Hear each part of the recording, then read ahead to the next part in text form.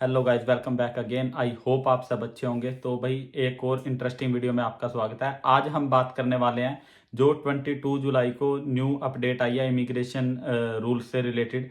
तो भाई चाहे आप यूके के अंदर हो या यूके आने का प्लान कर रहे हो, आप स्टूडेंट वीज़ा पे हो, आप स्पॉन्सरशिप वीज़ा आपने ऑलरेडी ले लिया है या आप आगे भी प्लान कर रहे हो, तो हर किसी को इफेक्ट करने वाले हैं ये रूल। आगे हम इस वीडियो में इन रूल्स के बारे में बात करेंगे। तो भाई कुछ बहुत सारे अभी तक चेंजेस किए थे यूके इमिग्रेशन ने, बट जो ये चेंजेस हुए हैं ये बिगेस्ट चेंज है। मेरे 3-4 ईयर से मैं यहाँ रह रहा हूँ, जो मैंने अब तक देखे उसमें ये बिगेस्ट चेंज है जो इमिग्रेशन पॉलिसी से रिलेटेड किया है यहाँ की गवर्नमेंट ने। तो आगे हम इस वीडियो में इसी के बारे में बात करने वाले हैं। अगर आपने अब तक चैनल को सब्सक्राइब नहीं किया, प्लीज सब्सक्राइब दिस चैनल, क्योंकि मैं यहाँ पे इन्फॉर्मेटिव वीडियो बनाता रहता हूँ। तो let's get into the video now. तो भाई इन्होंने जो मेन चेंजेस करे हैं मैं उसके बारे में एक बार आपको मोटा मोटा बता देता हूँ। तो जो इन्होंने जॉब की जो रिक्वायरमेंट है स्पॉन्सरशिप के लिए वो RQF लेवल 6 कर दी है। आपका सैलरी थ्रेशोल्ड 41,700 कर दिया है, जो बहुत ज़्यादा है अगर आप टैक्स के अकॉर्डिंग देखोगे। तो इसकी वजह से क्या हुआ है, जो 111 जॉब है वो बिल्कुल इन एलिजिबल हो गई है। अब उनमें आप स्पॉन्सरशिप ले ही नहीं सकते, क्योंकि वो आउट ऑफ कैटेगरी हो गई है। ना तो वो सैलरी रिक्वायरमेंट मीट कर पा रही है, ना वो RQF लेवल 6 क्रॉस कर पाती हैं। और भाई जो सेकंड है वो इन्होंने करा है, जो आप डिपेंडेंट है वो लेके नहीं आ सकते अगर आपकी जॉब कैटेगरी RQF लेवल 6 से नीचे है। तो अगर आपको डिपेंडेंट लेके आना है, आपकी जो जॉब कैटेगरी है वो RQF लेवल 6 होनी चाहिए।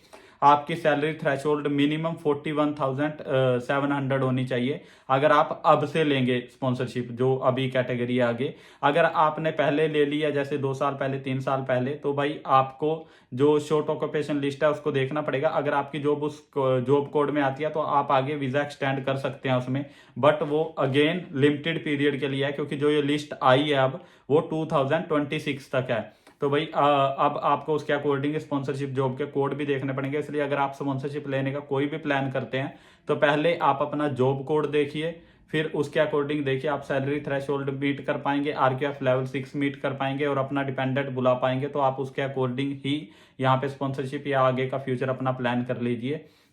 आगे जो भाई इन्होंने जो ये लिस्ट निकाली है वो मैं आपको डिस्क्रिप्शन में नीचे भी दे देता हूँ। तो भाई इन्होंने ना 3 कैटेगरी में डिवाइड किया है इसको। एक तो है हाई स्किल कैटेगरी, एक है मीडियम और एक है जो इनएलिजिबल कैटेगरी है जॉब्स की। तो इनएलिजिबल तो मतलब आप अप्लाई कर ही नहीं सकते स्पॉन्सर। जो मीडियम कैटेगरी निकाली है वो है 2026 तक वैलिड है वो। तो आप उसमें लिमिटेड, जैसे जो लोग जिन्होंने ऑलरेडी स्पॉन्सरशिप वीजा पे हैं और वो अपना एक्सटेंड करना चाहते हैं आगे या चेंज करना चाहते हैं, तो ये कैटेगरी उनके लिए है। तो वो आगे एक्सटेंड या चेंज कर पाएंगे या नहीं, उसके अकॉर्डिंग आपको जॉब कोड दे दिए गए हैं। आप उसमें जाके देख सकते हैं। मैं यहाँ पे एक बार स्क्रीन पे चला देता हूँ आपको। तो अगर आप हाई स्किल कैटेगरी में तभी आप जॉब ले सकते हैं, और उसमें भी इन्होंने बहुत सारी अपडेटें कर दी है, जैसे सैलरी से रिलेटेड हो गया और भी आपका RQF 6 लेवल हो गया। तो भाई डेफिनेटली जो अभी जैसे स्पॉन्सरशिप का रूट क्या था, आप बहुत इजी 5 साल का स्पॉन्सरशिप रूट लेते थे, उसके बाद आपको इंडेफिनिट लीव टू रिमेन मिल जाता था और पासपोर्ट हो जाता था। तो वो अब बहुत डिफिकल्ट होने वाला है इन फ्यूचर हर किसी के लिए जो भी यहाँ पे सेटल होना चाहता है। भाई बहुत सारे लोग होते हैं, देखो यहाँ पे 2 कैटेगरी के लोग आते हैं। एक होते हैं जो खाली पैसा कमाने आते हैं, तो उनके लिए तो डेफिनेटली कोई रूल मैटर ही नहीं करता, क्योंकि उनको तो पैसा कमाने आना है। लीगल इलीगल उनके लिए स्टेटस मैटर नहीं करता, तो उनके लिए ये रूल्स नहीं है। जो अपने फ्यूचर के लिए सीरियस है, अपना फ्यूचर प्लान कर रहा था लीगली यूके में वीजा लेने का, आगे अपना PR प्लान कर रहा था, तो भाई डेफिनेटली उन सब के लिए बहुत बड़ा झटका है। बहुत बड़े रूल्स जो वो हैं चेंज हो गए हैं। अब ना तो आप नॉर्मल जॉब की सैलरी थ्रेशोल्ड मीट कर पाओगे, ना उसका RQF लेवल 6। तो मतलब पूरा प्रॉपर प्रोफेशनल जॉब्स चाहिए इनको।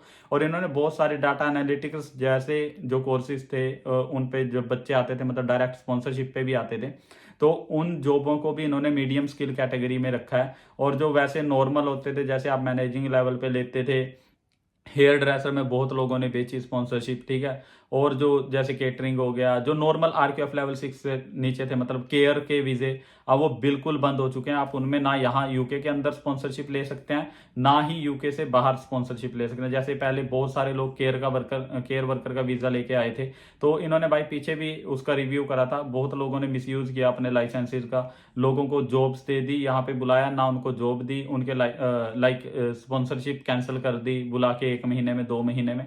तो गवर्नमेंट बहुत टाइम से इसके ऊपर रिव्यू कर रही थी और फाइनली बहुत बड़ा एक्शन है ये।